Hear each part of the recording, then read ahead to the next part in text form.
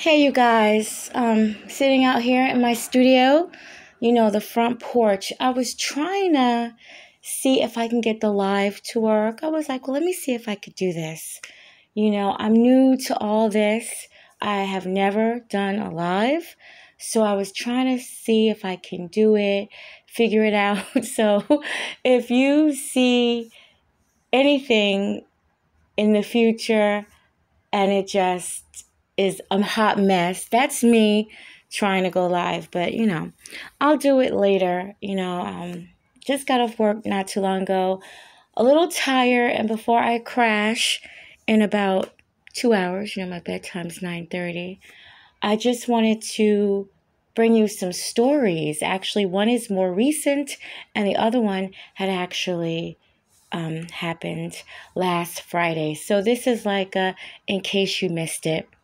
So at Lakeland High School in Florida, a 16-year-old student claims that his track coach, Jarvis Young, 40 years old, had inappropriately touched him. Young had given his student some sports equipment and lunch, followed by a massage, and then he was sexually assaulted by Coach Young. He would later admit, this is Coach Young, admitting to the fact that he is HIV positive. Now, in 2011, Young was arrested on conspiracy to commit sexual battery on a juvenile, bringing him to a motel. And that case was dropped due to the statutes of limitations and also the fact that the victim's family had stopped cooperating. So they couldn't get that case up against him. But it seems like it still happened. They just couldn't get the victim's family to continue cooperating. But my thing is, how does he still be allowed to continue to be around children that is underage, under 18? That's what I don't understand. Coach Young, he received a litany of charges, lewd and lascivious acts, including interfering with the custody of a minor and having sex with a person without disclosing that you are HIV positive. There's also a lot of rumors around this school. The kids all say, he'll give you stuff, but just don't let him touch you. So they are figuring that there might be other kids that have been sexually assaulted by Coach Young, and it probably is. I don't believe this student was the first.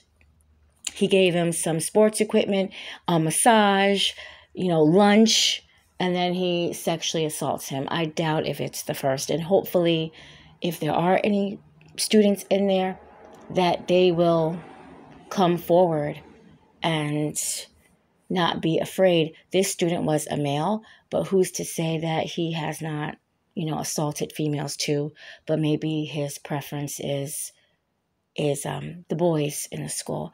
But hopefully, if there are any students, they will come forward. Now, you guys know how I like to go on my Facebook page to see if I could find anything else on Coach Young. And we have one mutual friend. I was like, what? Because this mutual friend I've been knowing since he was 14. I think he's like 34 now or something like that. But I've been knowing him for a long, long time. And I'm going to call him and be like, hey, what do you know about this Coach Young? But I mean, maybe they're just Facebook friends. Sometimes it happens. I don't know if he knows him in real life, but I will ask him, because I was like surprised when I saw our mutual friends. It's weird because when I do these stories and I go and I look at these perpetrators and I see their friends list and I see we have mutual friends. And a lot of times we do have mutual friends, but it's social media friends. It's friends that I don't know outside of being on Facebook. So that was just a story that just happened that I wanted to bring to you. Also, this one happened last Friday. In Tennessee, a fourth grade teacher was arrested and charged with sexual misconduct of a 12-year-old boy. Her name is Alissa McCommons. She's 38 years old. She befriended students on the social media apps, the video games apps. She would start playing with them. Then she started to send inappropriate photos of herself to them and then requesting sexual relations with these victims. On August 24th, an investigation was conducted by the Tennessee Department of Children's Services. She did actually admit to it. She said she did. That's what she said. And in this investigation, it believed that nothing had happened on the school grounds. This was actually supposed to happen in her house. And again, you know how I love to go looking through comments and stuff.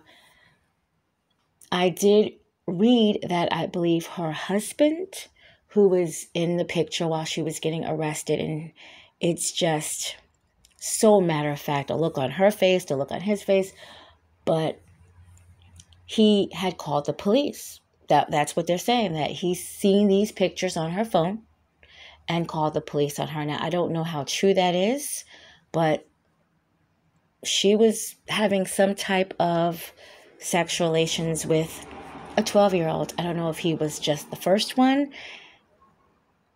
Were they many more? I don't know, but I guess as time goes on, we will definitely see. I mean, these teachers here, these teachers that are in control of our children for pretty much half the day, these teachers here, it is scary. It's scary, the opportunities that they try to, embark on our kids. It's terrible. I remember back in school, nothing like this, but there was always, the creepy male gym teachers that looked at you side-eye, or you watched them look at other students side-eye. And then I think everybody had that butch-looking female gym teacher that would peek at you, while you were getting dressed. I remember that one for a fact. I remember that one most definitely. Most definitely. I want to say her name, but I just won't. But I do remember that. But I never heard of anyone actually, sexually assaulting a student. So, but, just because I don't remember it or didn't hear anything about it, I mean, it doesn't mean that it didn't happen. I don't know. But it just seems to be happening all the time. I read a comment. Someone says this happens all the time now. It's like, do we even care? Yeah, we do care, but it is happening a lot. I mean, Mary Kay Letourneau, that was like a big one back in the day, with the young man that she ultimately was arrested for, then let out and caught with again. And she just wouldn't stay away from this 12-year-old. She ended up having like 2 of his kids and then married him. And she said this was her soulmate. This was her soulmate. And then she passed away not too long ago. But, I mean, there was teachers way before her that were doing this. But for some reason, the media will get fixated on one and they'll run with it.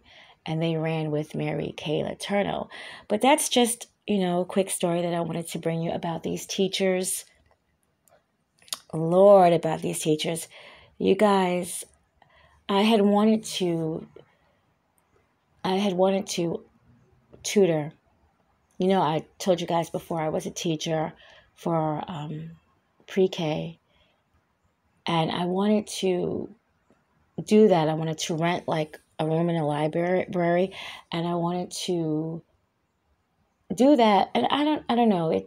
Sometimes I think maybe I should go back to doing that. And then sometimes I'm like, nah, I think I'm okay without doing it. But I don't know. I think if I had a young child, I think I would definitely be homeschooling. But I know a lot of people can't do that because they have to go and work too. So, I mean, yeah. And who's to say that the tutor is not into children? It's just scary everywhere you look. It just really is. It's terrible. It is. And I did put in the community about the little boy. His name was Nicholas, and he was out of the Bronx, and he was at a home-based daycare. And him and 3 other children overdosed on fentanyl. They overdosed.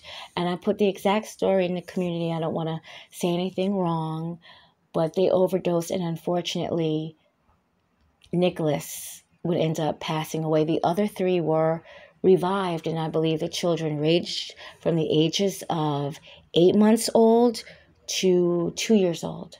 And this was a daycare center. So thanks, guys. I'm working on the missing. I started doing that, the missing people, and hope you guys check that out when I start to post those. But I just wanted to bring you guys a little something, show you I'm still there. And I'm going to try to get on this live and just see if I can make it work. I don't know. We'll see. Hey, I got this far, right? We'll see. Hope you guys are having a great Tuesday. See you soon.